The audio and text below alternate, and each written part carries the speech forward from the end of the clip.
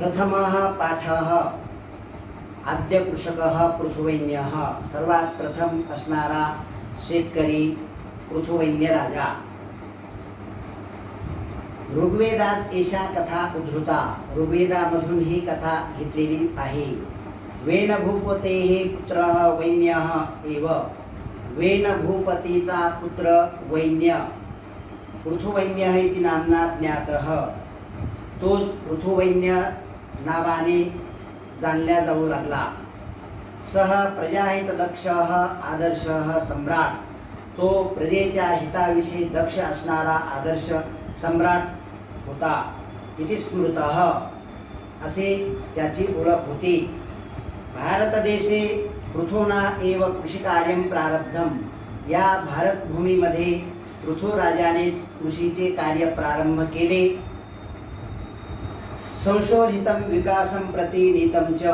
व त्या कृषी कार्यावर संशोधन केले व त्या शेतीविषयक कार्याचा विकास त्याने केला.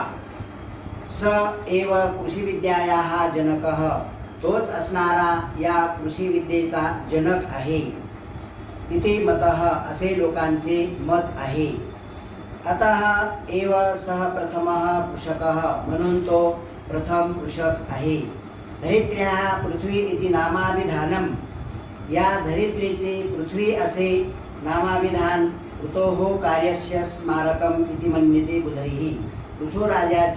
पृथुराजाच्या कार्याची आठवणच आहे असे विद्वान लोक मानतात. तर विद्यार्थी मित्रांनो,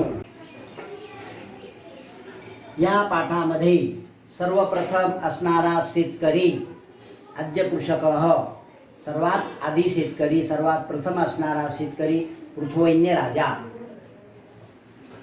भूपालः पृथुवैन्यः नाम धरायां प्रथमः अभिषिक्तः सम्राट. भूपालः पृथुवैन्यः नाम. पृथुवैन्यः भूपालः नाम. पृथुवैन्य राजा म्हणजे या पृथ्वीवर अभिषेक झालेला सर्वप्रथम सम्राट होय. तसेच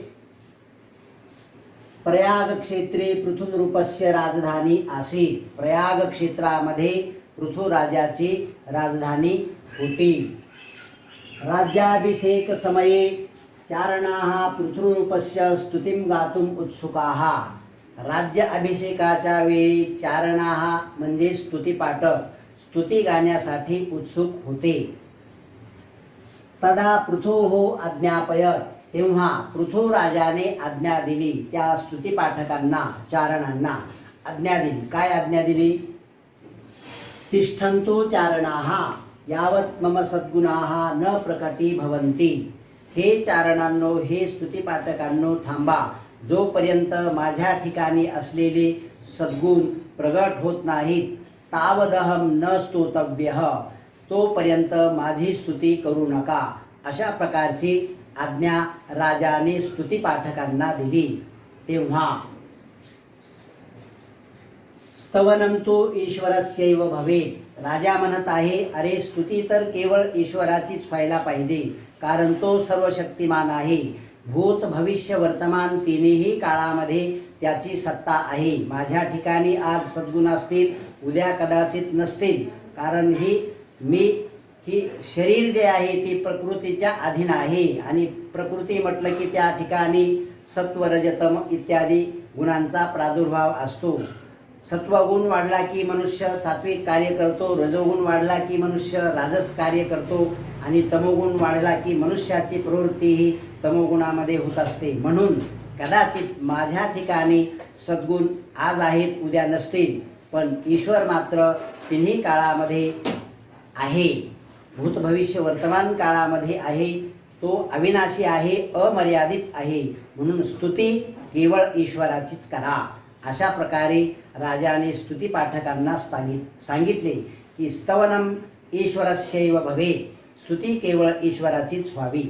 तेव्हा स्तुतिगायकाः पृथुनृपस्य एतादृशीं निस्पृहतां ज्ञात्वा प्रसन्नाः अभवन्. स्तुतिगायकांनी राजाची अशा प्रकारची निस्पृहता, अशा प्रकारची निरपेक्षता जाणून ते अतिशय प्रसन्न झाले. स्तुतिपाठक प्रसन्न झाले. अरे वा, एवढा त्यागी राजा, एवढा विचारवंत राजा आपल्याला लाभलेला आहे. भाग्यवान आहोत खरोखरच आपण, असे ते म्हणाले. प्रसन्न हा अभवन, प्रसन्न झाले ती. तेव्हा अभवन एकदा पृथुराजः स्वराज्ये भ्रमणम अकरोत.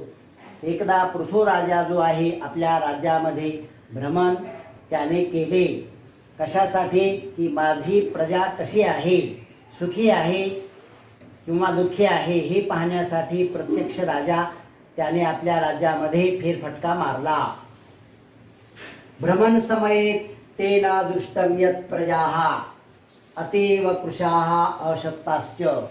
भ्रमण करत असताना त्याने पाहिले की माझी प्रजा अतिशय कृश आहे आणि त्याचबरोबर अशक्त आहे. सशक्त प्रजा पाहिजे, तर माझी प्रजा जी आहे सशक्त नाही, अशक्त आहे आणि कृश आहे. असे भ्रमण करते वेळी राजाला दिसले, राजाने पाहिले. तेव्हा ताहा प्रजाः पशुवत् जीवन्ति निकृष्टान्नं खादन्ति. ती प्रजा पशुप्रमाणे जीवन जगत आहे व निकृष्ट अन्न अर्थात सर्वात खालच्या दर्जाचे अन्न, जीवनसत्वरहित अशा प्रकारचे अन्न ती प्रजा खात आहे. तद्दृष्ट्वा राजा चिंताकुलः जातः. हे पाहून राजा अतिशय चिंतेने व्याकुळ झाला. चिंताकुलः जातः.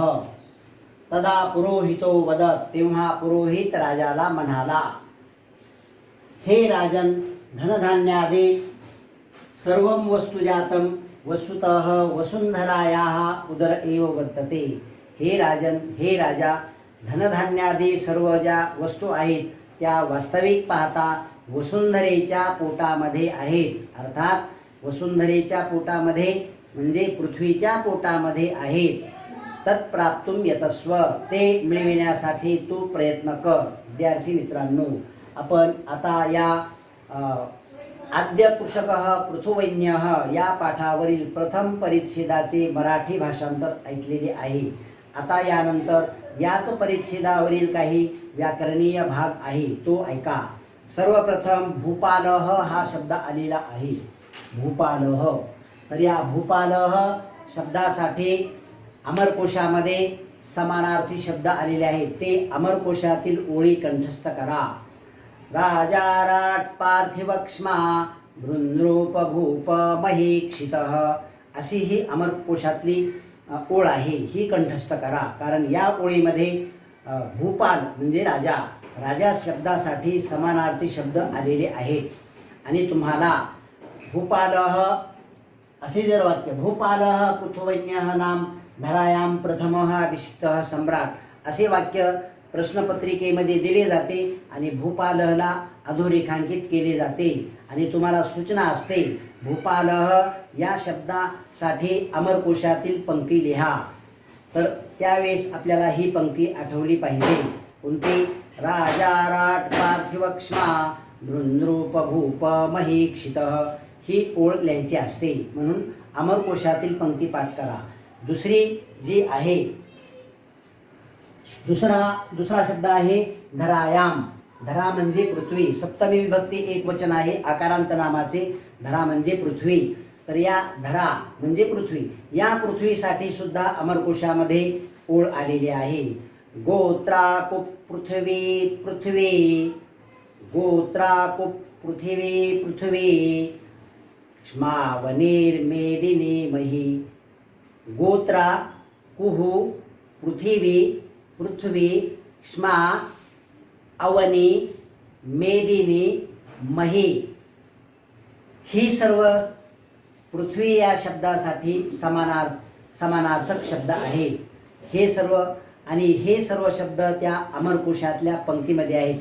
ती ओळ कंठस्थ करा, जेणेकरून आपल्याला अशा प्रकारचे प्रश्न सोडविता येतील. तर अजून व्याकरणीय विभाग या परिच्छेदामध्ये विद्यार्थी मित्रांनो,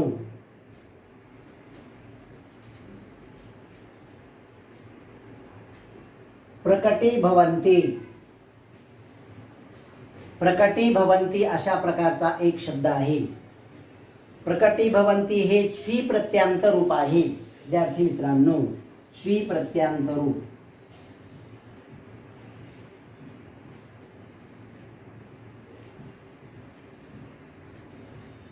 स्वी प्रत्यांत रूप आहे.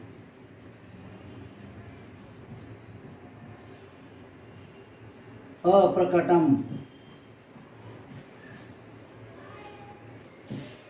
प्रकटम भवन्ति.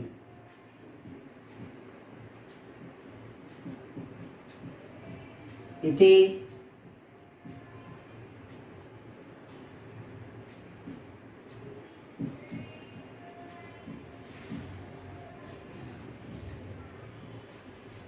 प्रकटीभवन्ति म्हणजे जे प्रकट नाही ते प्रकट केले जाते अशा अर्थाने स्वी प्रत्यय होत असतो आणि ही परीक्षेसाठी रूपे असतात. प्रकटीभवन्ति. तसेच अजून स्तोतव्यः. स्तूयस्तुतौ.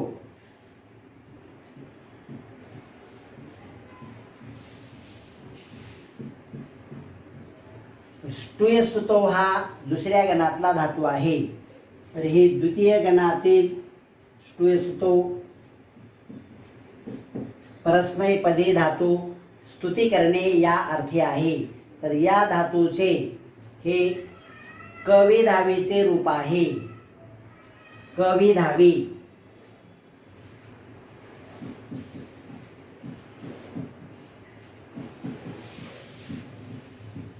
कविधावी. स्तोतव्यः.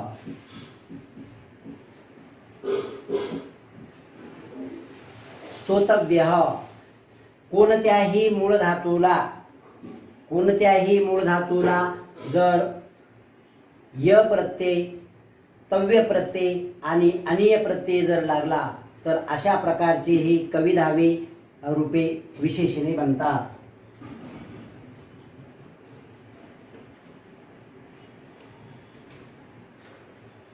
जसं गम धातू आहे. गम धातूला य प्रत्यय जर लागला तर गम्यः.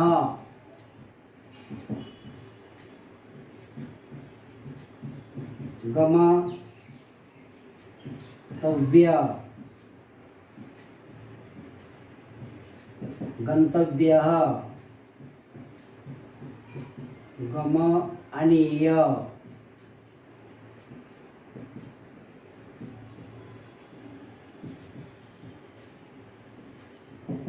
गमनीयः. गम्यः, गंतव्यः, गमनीयः अर्थ एकच आहे. तर ही कविधावी रूपे असतात. य प्रत्यय असेल, तव्य प्रत्यय, अनीय प्रत्यय जर कोणत्याही मूळ धातूला लागले तर त्याच्यामध्ये थोडा बदल होऊन अशा प्रकारची रूपे बनतात. तर ही कविधावीची रूपे पुल्लिंगात देव शब्दाप्रमाणे, स्त्रीलिंगात माला शब्दाप्रमाणे, नपुंसकलिंगात वन शब्दाप्रमाणे चालतात. तसे देवः, देवो, देवाः, गंतव्यः, गंतव्यो, गंतव्याः, गमनीयः, गमनीयो, गमनीयाः याप्रमाणे ही कविधावीची रूपे चालत असतात. पुढे ईश्वरस्यैव. ईश्वरस्य अधिक एव.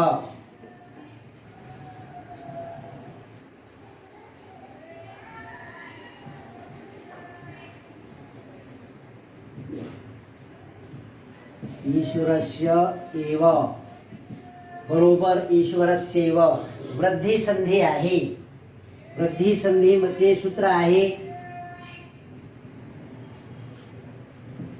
अ प्लस ए बरोबर ए. आ प्लस ए बरोबर ए. अच्या पुढे ए जर आला तर ऐ होतो. उदाहरण तथा.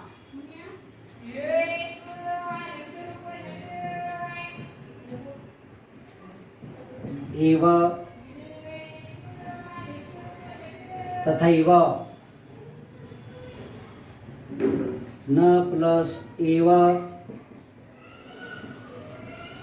नैव न प्लस एकानी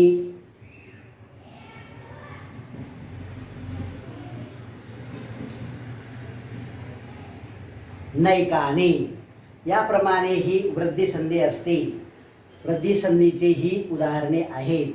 तव प्लस एव तवैव, मम प्लस एव ममैव, देव प्लस ऐश्वर्यम देवैश्वर्यम, अशा प्रकारची ही उदाहरणे आहेत।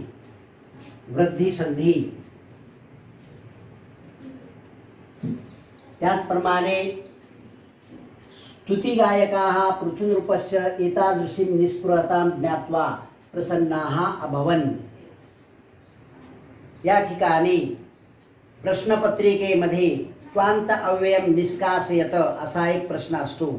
वाक्य आहे स्तुतिगायकाः पृथुनृपस्य एतादृशीं निस्पृहतां ज्ञात्वा प्रसन्नाः अभवन्। ज्ञात्वा हे त्वांत अव्यय काढायचे आहे आणि ज्ञात्वा हे त्वांत अव्यय काढल्यानंतर ज्या वाक्यातले त्वांत अव्यय आपण काढले त्याच वाक्यातील अंतिम क्रियापद पाहिजे। कोणता पुरुष आहे, कोणता लकार आहे आणि कोणते वचन आहे। ज्या वाक्यामध्ये त्वांत अव्यय आहे, ज्या वाक्यामध्ये त्वांत अव्यय आहे त्या वाक्यामध्ये मधील शेवटच्या क्रियापदाचा लकार, शेवटच्या क्रियापदाचा पुरुष आणि शेवटच्या क्रियापदाचे काय पाहिजे आहे, वचन। तर या ठिकाणी शेवटचा अभवन आहे। अभवन शेवटचे क्रियापद अभवन आहे। अभवन आहे लंलकार। लंलकार प्रथम पुरुष बहुवचन। लकार पुरुष वचन। ज्या वाक्यामध्ये त्वांत अव्यय आहे त्याच वाक्यातले शेवटचे क्रियापद पाहिजे आणि त्या त्वांत अव्ययाचा जो धातू आहे त्या धातूचे हे रूप बनवायचे। मग काय होईल, अजानन।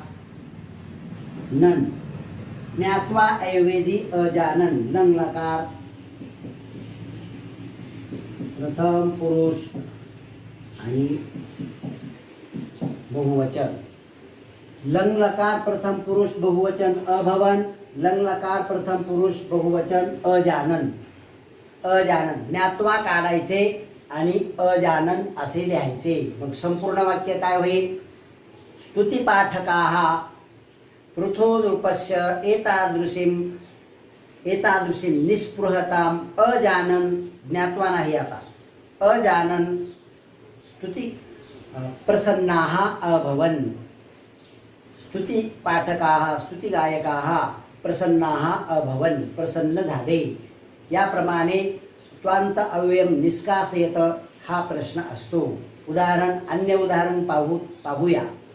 बालकः पुस्तकं पठित्वा पाठशालां गच्छति।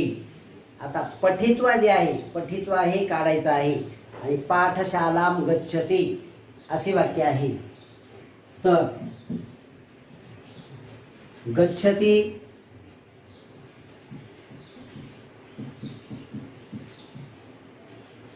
लट लकार प्रथम पुरुष एक वचन आणि इथं आहे पठित्वा। त्वांत अव्यय निष्कासयत। वाक्य आहे बालकः पुस्तकं पठित्वा पाठशालां गच्छति। तर पठित्वा हे त्वांत अव्यय काढायचा आहे। त्वांत अव्यय निष्कासयत हा प्रश्न आहे। तर मग पठित्वा काढल्यानंतर काय करायचं आहे, त्याच वाक्यातलं शेवटचं वाक्य आहे, शेवटचं क्रियापद आहे गच्छति। गच्छति आहे लट लकार प्रथम पुरुष एक वचन। तर या पठित्वाच्या पट धातूचं तेच बनवा। काय बनवा, लट लकार प्रथम पुरुष एक वचन। काय होईल, पठति।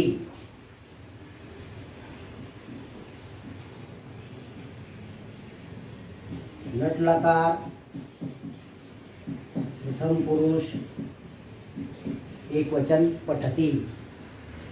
जननी पाकं कृत्वा भोजनं परिवेशयति। आई स्वयंपाक करून जेवण वाढते, पाकम कृत्वा. शेवटचं क्रियापद पहा, परिवेशयती, तर कृत्वाचं काय होईल, करोती. मग दुसरं वाक्य त्वांत अव्यय काढल्यानंतर वाक्य होणार. तिसरा उदाहरण क्रमांक 3 देत आहे. तिसरे उदाहरण आहे जननी पाकम कृत्वा भोजनम परिवेशयती. तर कृत्वा जे आहे, तर कृत्वा हे अव्यय काढून करोती लिहा. जननी पाकम करोती, भोजनम परिवेशयती च, आणि शेवटी च लावायचं. त्वांत अव्यय काढल्यानंतर क्रियापदाच्या शेवटी च वापरायचं. तर याप्रमाणे त्वांत अव्यय निष्कास येतं. असा एक प्रश्न असतो. तसेच पुढे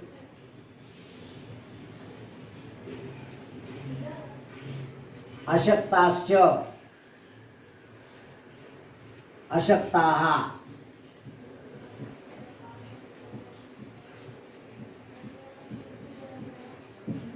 च, अशक्ताश्च.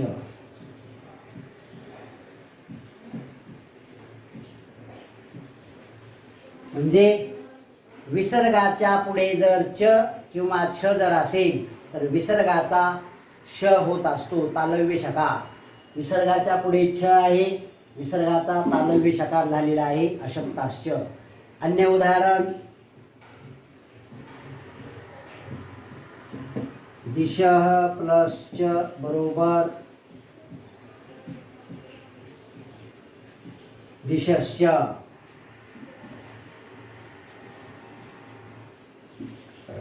शांतिः प्लस च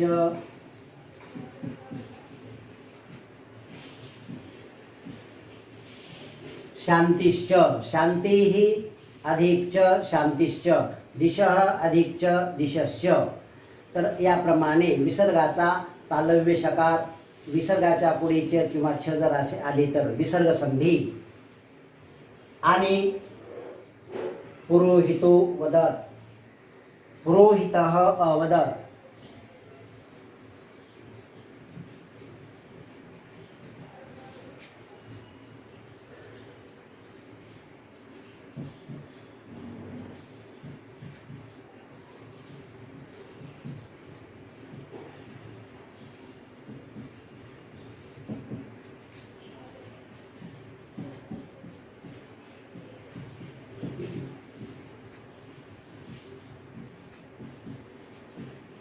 पुरोहितो वदत, पुरोहितः अधिक अवदत, पुरोहितो वदत.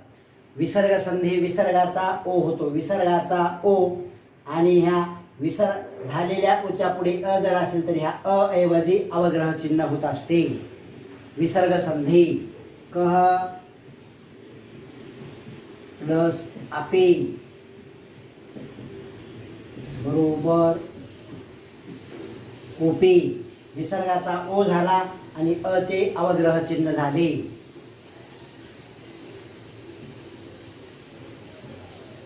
कह अवदत,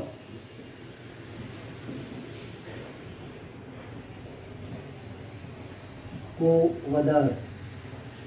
विसर्गाच्या पूर्वी अ, विसर्गाच्या पुढे अ, विसर्गाचा ओ, आणि पुढील अ च्या ऐवजी अवग्रह चिन्ह को वदत. सह प्लस अपि सोपी. आगतः प्लस अस्मि आगतोस्मि. अन्य उदाहरण पुष्कळशी उदाहरण आहे. तर विद्यार्थी मित्रांनो, या ठिकाणी या आद्य कृषकः पृथुवैन्यः या पाठातील आपण मराठी भाषांतर प्रथम परिच्छेदाचे आणि त्याचबरोबर त्या प्रथम परिच्छेदावरील व्याकरणीय भाग आपण पाहिलेला आहे. आज एवढेच पुरेसे. धन्यवाद.